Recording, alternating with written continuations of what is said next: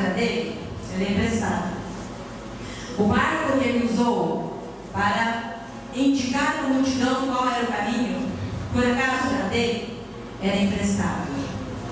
E os pães e os peixes que ele multiplicou, alimentando grande multidão, este prato era seu, era emprestado. E o jumentinho que ele usou para entrar em Jerusalém, recebendo palmas e forrados pelo caminho, esse jumento era seu, era emprestado. Isso disse o poeta um dia. O quarto que ele ceou, ao lado de Judas que o traiu, ao lado de Pedro que o negou, por acaso era dele? Era emprestado. Isso disse o poeta um dia, numa hora de busca da verdade, mas não aceito tal filosofia que contraria a própria realidade. O berço, o barco, o jumento, o prato, tudo era dele, diz as Escrituras. Ele as criou na revelação das Escrituras. A coroa que ele usou e a cruz negra e mesquinha, aquela cruz não era dele, aquela cruz era minha.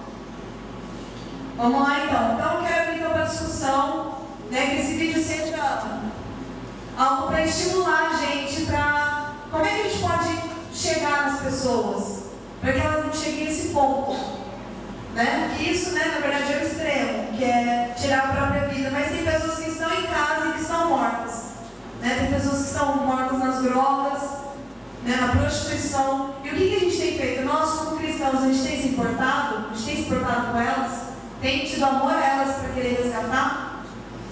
Amém? Responde para mim, pastor Eduardo, para você, qual é o valor de uma vida?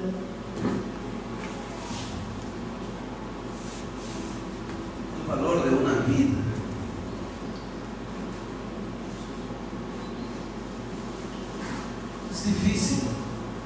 é difícil descrever o valor de uma vida. Não sei como, o sea, não encuentro uma palavra exata. Para você, uma vida, ela, assim, do que você seria capaz de fazer para resgatar uma pessoa, para quantificar o esforço que você daria por uma pessoa, se ela vale realmente muito, em quantidade? Eu creo que dar todo o que tenho dentro de minha possibilidade, dar todo, darme todo por ele. E Jesús dijo, aquel que da su vida por sus amigos es verdaderamente es. Amém. E para você, Rico, responde para mim. Qual para você é o valor de uma vida? Eu acredito que o valor de uma vida é aquele versículo bem conhecido que Jesus fala: ama ao próximo como a ti mesmo. O valor que eu dou para qualquer vida é o valor que eu dou para a minha vida. E o valor que eu dou para a minha vida está baseado na cruz, baseado em Jesus Cristo. Eu acho que a melhor maneira de nós valorizarmos uma vida é nos envolvermos com todas as nossas forças com Deus, é amarmos a Deus, todos os dias orar, lermos a Bíblia. Isso é que vai nos impulsionar, nos levar para amar as vidas. Eu acho que o valor de uma vida é você pagar o preço de todos os dias, investir pelo menos 10 minutos de oração e 10, 15 minutos de leitura da palavra. Quer amar uma vida? Leia a Bíblia, ore, e aí você vai ver que vai começar a fluir o amor pelas vidas. Amém. Larissa, então, né, o Rico já falou pra gente todo esse amor, e dá pra ver na vida de vocês, né, que vocês deixaram o conforto de vocês em São Paulo, né, vieram pra cá, trouxeram 2 filhas, né, uma coisa que já agrava, então isso mostra amor, isso mostra o valor, né. O fato de a gente sair do conforto da nossa casa já mostra quanto que as pessoas valem. Eu queria perguntar para você, por que para você é importante evangelizar? Já que é uma vida tão importante, por que é importante evangelizar essa vida? Para você, qual é essa importância? Porque eu creio primeiramente em Deus, eu creio na palavra dele, e na palavra dele está escrito para nós anunciarmos, né, a Jesus Cristo. Isso se tornou, eu não sei explicar, se tornou a minha vida. Quando eu aceitei a Jesus, eu acendeu uma chama no meu coração, que eu falei, engraçado, porque eu sempre sonhei com outras nações, né? Não a minha, assim, eu trabalhei na minha muito, mas o meu sonho, para quem me conhece desde a minha conversão sabe, da minha paixão por outras nações, né? Pelas nações. E eu creio nisso, essa dedicação, o discipulado, Jesus falou para nós fazermos discípulos. E é isso que me motiva, é isso que me impulsiona. Obrigada. Eu queria que a pastora Yolanda também falasse, contando um pouco, qual está sendo a importância de evangelizar naquele bairro. O que já tem feito diferença? Se você puder contar uma história para a gente, né? O que o evangelismo tem feito diferença no bairro Vitória e em Porto Soares? É uma pergunta que muitas vezes é importante essa pergunta para a gente pensar, né? Até que profundidade nós realmente estamos empenhados em ganhar na escola do Senhor. Mas o valor de uma vida, e falando sobre o bairro Vitória, eu estava aqui me lembrando dessas experiências, esses grandes homens, né, que foram presos, muitos deles foram condenados à morte, né? E a gente pensa assim, puxa, ele matou tanta gente, né? Hitler, todas essas pessoas, né? Eles mataram tantas pessoas, né? Esse morrer. E eu me acordo quando aquele homem estava sendo enforcado, esqueci o nome dele, esse ditador que recentemente. Isso, estava sendo enforcado, né? Ahorcado. Então, eu já estava pensando naquela situação ali, naquele momento final da vida dele, né? E eu fiquei pensando assim, o valor de uma vida. Impressionante como o Evangelho de Cristo e como Cristo, ele faz a diferença na vida de uma pessoa. Ele valoriza um homem como aquele. O Evangelho transforma pessoas assim, né? E nós assim lutamos, assim, pelo menos a gente tem essa visão. Eu particularmente tenho essa visão porque eu creio no poder transformador de Cristo.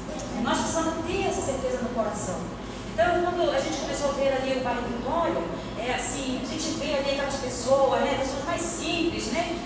Vou usar esse termo aqui não por questões assim de racismo nem nada, né? Mas a gente sabe que existem os cambas, existem os colhas, né? Existe o carioca, existe o paulista. O paulista necessita da salvação desse amor de Deus. O colha também necessita. O camba necessita também. Então, para mim, eu não vejo distinção entre uma coisa e outra, entende? Eu vejo que eles necessitam e que Cristo, ele transforma aquela vida de uma pessoa que, assim como nós vemos também os aioreus, né? Às vezes a gente, os aioreus já chega, né? Cansou, que faz tanta coisa por eles e nada. Mas o dia que eles entenderem que Jesus Cristo realmente cambia e transforma o coração do homem, eles vão ser transformados, eles vão ser pessoas normais, vão ser pessoas como a gente compartilha a comunhão dos santos, né? Então, eu vejo que o valor da vida está nisso, né? Ali no bairro Vitória também, essa experiência que eu digo para você, né? No sentido que nós vemos aquelas pessoas ali, né? Ali é como se fosse um povo bem separado e bem diferente daqueles que estão vivendo em Porto Soares. Eles estão ali, né, como diz a expressão, arrinconados, ali naquele bairro Vitória, e nós não podemos despreciá-los, né? Hoje a doutora estava conversando com 2 jovencitas, e aquelas jovens, você olha assim, uma tinha 13 anos, a outra tem 21 Joane, mas tem um bebê nos braços, que é o seu filho, né? Que é o Suído, não? E havia uma outra que tinha 11 anos, né? Mas há uma senhora também que ela tem seu esposo e ela diz para ele: olha, meu esposo toma muito, não? Ele bebe muito, porque está muito borracho. E nesse meio, nessa situação, quando ele está assim, ele pega ela, quer dizer, bate nela, né? Então, o Evangelho de Cristo transforma. Ele pode fazer diferença na vida de uma pessoa, na vida da pessoa que a gente está querendo alcançar e na vida do evangelista. Faz diferença para a alma e para quem? Para o cristão? Evangelizar faz diferença? Então, muito legal.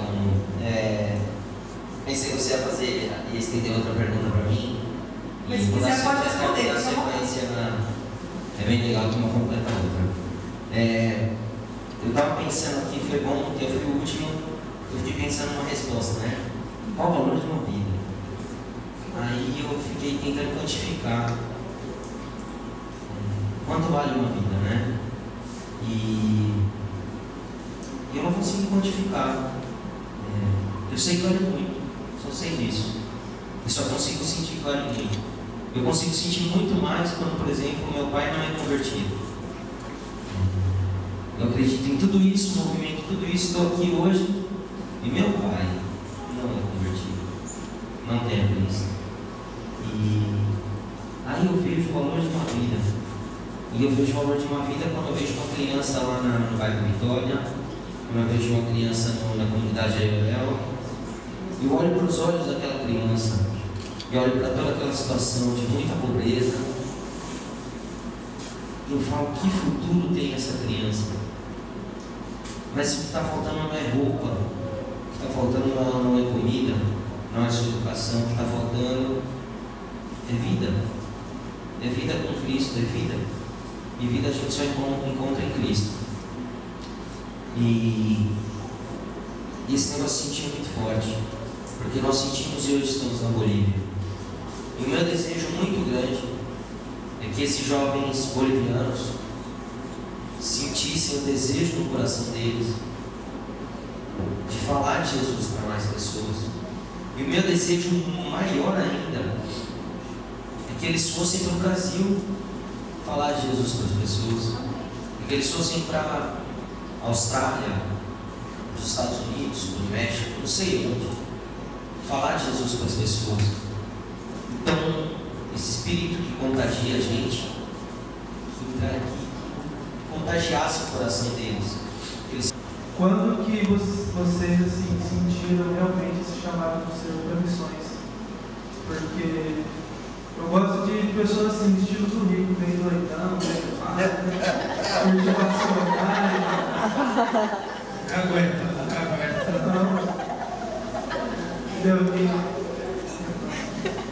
E assim, quando realmente vocês sentiram esse chamado para missões, se vocês conhecem, não, realmente, o chamado para missões. De uma frase que diz: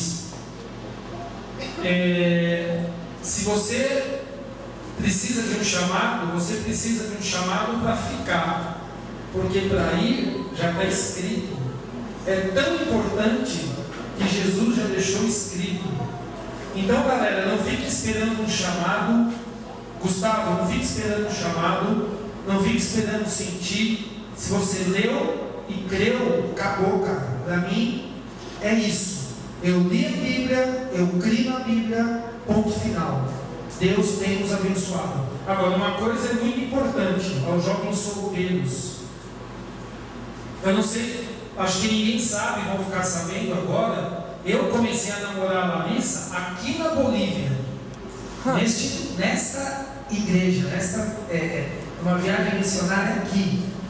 E eu tinha no meu coração que eu não podia casar com uma pessoa que não fosse missionária, que não quisesse o chamado missionário, porque eu queria ser missionário e aí, se a pessoa não quisesse. E quando eu comecei a conhecer a Larissa, eu achei ela muito bonita, muito simpática, mas se ela não quisesse ser missionária, não ia rolar. E foi ela que me convidou para vir aqui para a Bolívia. E aqui na Bolívia a gente começou, na verdade, eu já estava orando 6 meses antes. Orem bastante antes de dar o primeiro beijo, viu, irmãos? Orem. Porque hoje os namoros beija primeiro e vai orar depois, né? Não, ora bastante primeiro, depois, né?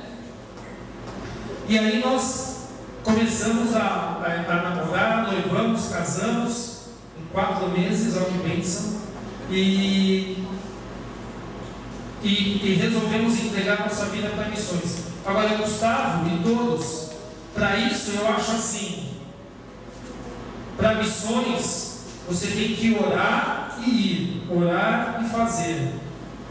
Eu não sou contra experiências espirituais, de forma alguma, mas não fique esperando uma visão, um sonho, um sentimento, sabe, um arrepiar, um friozinho na barriga. Se você ler a Bíblia hoje, quando você chegar na sua casa e você acreditar naquele id, eu digo, você tem um chamado. Vai, Deus vai te sustentar. Amém. Não fique esperando uma profecia, alguma coisa assim. Se acontecer, amém, 1000 amém. Se você tiver um sonho, se alguém vir uma profecia, acontecer alguma coisa assim, amém. Missões é a prioridade de Deus, é uma das coisas mais importantes. Eu acho que nós temos que fazer. E sem contar a questão espiritual, existe a necessidade humana. Existem muitos lugares que precisam de jovens como vocês, de pessoas como vocês. Em São Paulo, que é uma das maiores cidades do mundo, tem um lugar chamado Cracolândia, que é um lixo humano. É um lugar terrível. Quem sabe algum jovem boliviano aqui não vai ser levantado para ele ser missionário lá na Cracolândia? Está precisando lá. Amém ou não? Quem sabe? Amém? Cadê Cecília? É Cecília? Camille. É, parecido. Camille? Quem sabe? Então, Gustavo, não espere sentir. Creia. É isso que eu digo. Amém? Amém. Obrigada, Nico. Obrigada, Gustavo. E aí, eu quero um jovem boliviano para fazer uma pergunta. Vamos lá? Quem tem uma pergunta? Vamos lá, gente. Anima aí.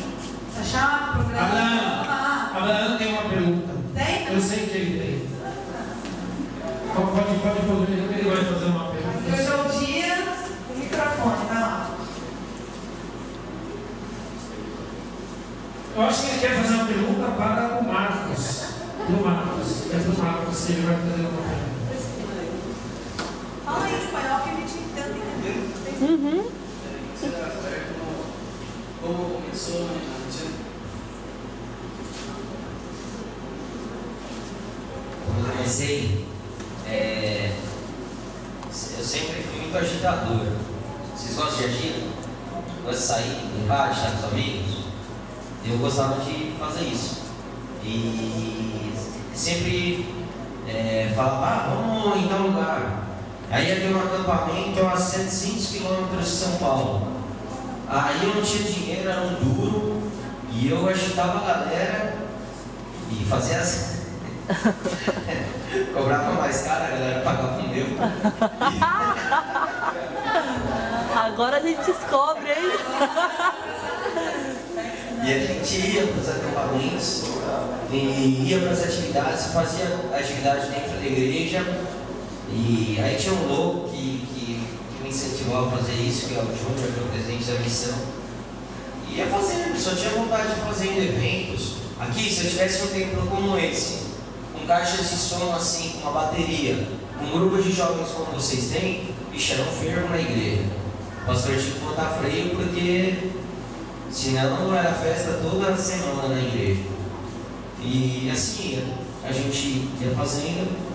Isso entrou no meu coração e as pessoas começaram a vir, a conhecer Jesus. E na verdade, o meu envolvimento com a missão de fazer missões vem antes de eu ficar de tempo integral. Vem muito mais, vem primeiro de fazer acontecer a missão. Ou seja, fizemos a missão existir. E daí, quando a missão precisou, aí eu deixei tudo e falei, não, preciso ficar de tempo integral aqui para as coisas poderem andar melhor. Então meu processo foi bem natural. Acho que como o Rico disse, se eu fosse esperar sentir, eu não ia sentir nada. Eu só tive que tomar a decisão e falar, não, eu vou parar aqui com o meu trabalho e vou fazer isso daqui. E tem um dado importante no meu trabalho, para mim, eu estava ganhando muito bem. E eu fui promovido muito rápido, algumas vezes. E eu tinha responsabilidade de eventos para 10 mil, 15 mil, 20 mil pessoas. E tudo isso nas minhas costas. E estava tudo indo muito bem. E quando Deus falou, não, deixa isso, foi deixar isso. Não ficou nenhum ranço no coração, não ficou nenhuma amargura. Está tudo bem, Senhor, eu vou e vamos embora. E feliz da vida. E estamos aí.